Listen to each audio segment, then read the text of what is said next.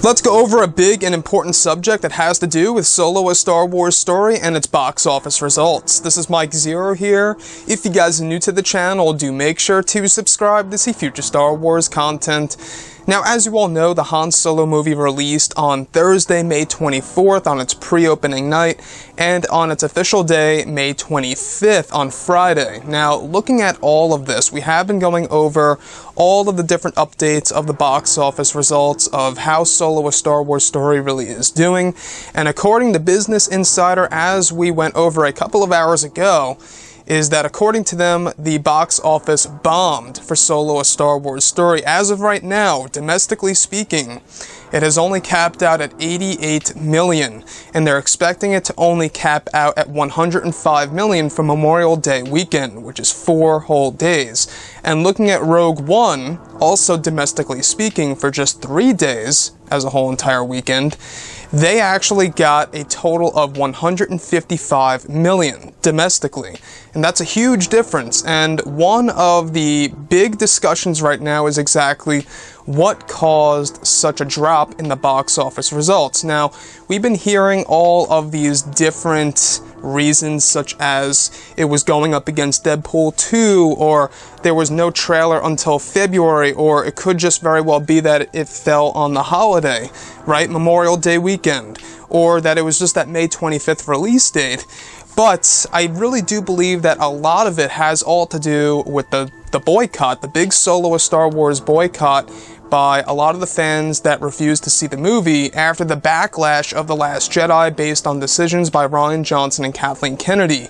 Now, Disney, alright, surprisingly, is actually all over this, and they're actually quite worried. They're trying to figure out exactly what caused the box office to drop, and it seems like they're not quite sure exactly what caused it. And this is what Disney, alright, Disney's Dave Hollis, he's the distribution chief over there, this is what he had to say about the box office results for Solo: A Star Wars Story, and this is his response. So this is what he had to say. "We are all over it and will spend a lot of time digging into why things happened the way they did. We have a year and a half before Episode 9 comes out," says Disney Distribution Chief Dave Hollis. "We've had so much success. The previous 3 Star Wars films did $4 billion worth of a business at the box office, so it doesn't feel like saturation is necessarily an issue, but we are still answering all of the questions." So as of right now, Disney, they're really trying to get down to the bottom of it all when it comes to that big, massive drop in box office results for Solo in comparison to not only Rogue One, but The Last Jedi and The Force Awakens as well. Now, in case you guys are new here and you haven't been following me, but for those of you that have followed me, you will know this, that my experience when I went to go ahead and see Solo: A Star Wars Story on pre-opening night, Thursday, May 24th, I went in there and my theater, I'm not even kidding, was 50% full, maybe even less. There was nobody in the front, nobody in the back even. It was all just a couple of rows in the middle of the theater. Now, my theater was a medium size, and a lot of you guys are saying the same exact thing, that you all realized that when you went into the theater that it was very much empty. Some of you have even been saying that there was only 20 to 25 people in there.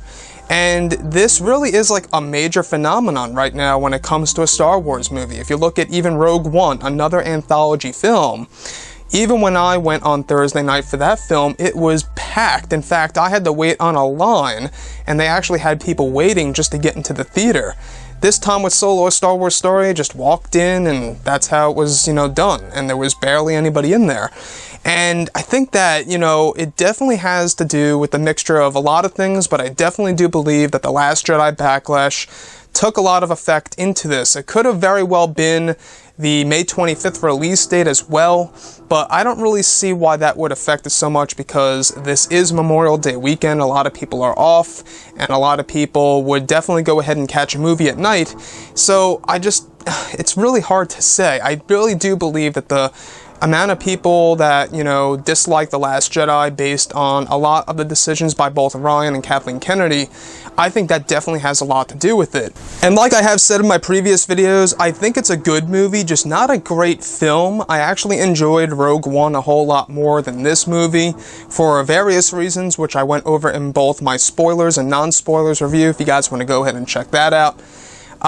There were times where I did in fact notice that it was a little bit choppy, it was a little slow, and you can kind of realize where the reshoots took place. We do know that when Ron Howard stepped on board in this movie, that he reshot 80% of the movie, and the remaining 20% was actually developed by the original directors before they were fired. So you can kind of tell, you know, I think like somewhere in between the lines of Act 1 and Act 2, where that could have actually been, you know, the remnants of what the original directors actually had directed.